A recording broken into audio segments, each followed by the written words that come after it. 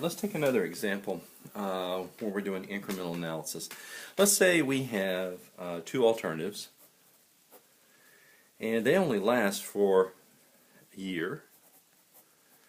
We have alternative 1, alternative 2, and the purchase price for alternative 1 is $1,000.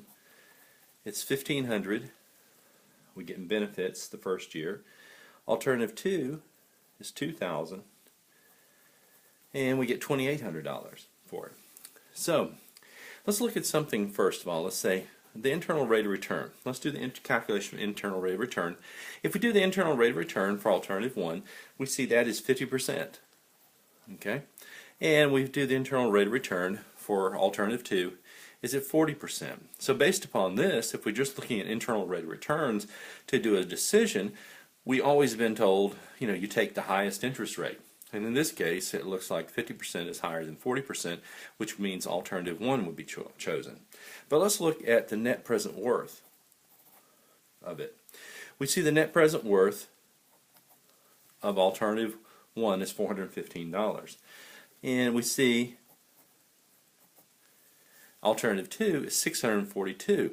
That means alternative 2 has much higher net present worth, which means alternative 2 is the preferred for it. So the thing we need to learn here is that internal rate of returns, you cannot do a comparison between two different internal rate of returns. You have to do what is called the incremental for it. So the incremental rate of return is the only way to actually do comparison between different products when you're doing rate of returns. So, but notice this. It's sort of like this. If I give someone $1,000 and they're supposed to pay me $1,500, I have $500 I have in that year. If we look at the same thing for 2,000 or alternative 2, I give a person $2,000. Now, $2,000, I get back $2,800.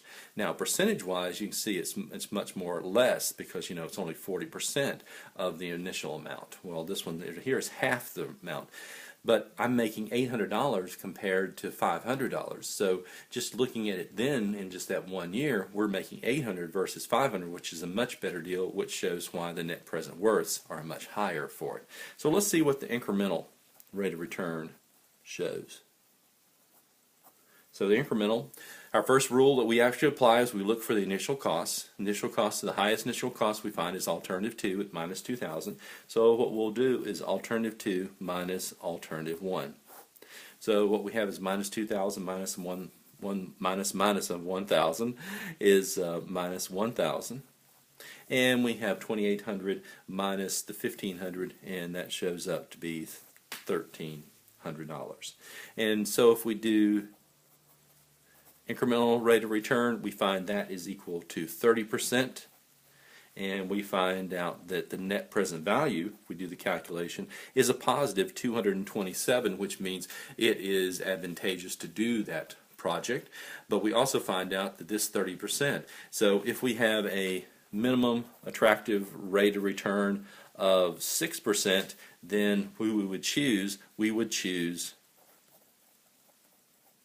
alternative 2 in this case, because the internal rate of return, 30%, is greater than the 6% that we actually had for it.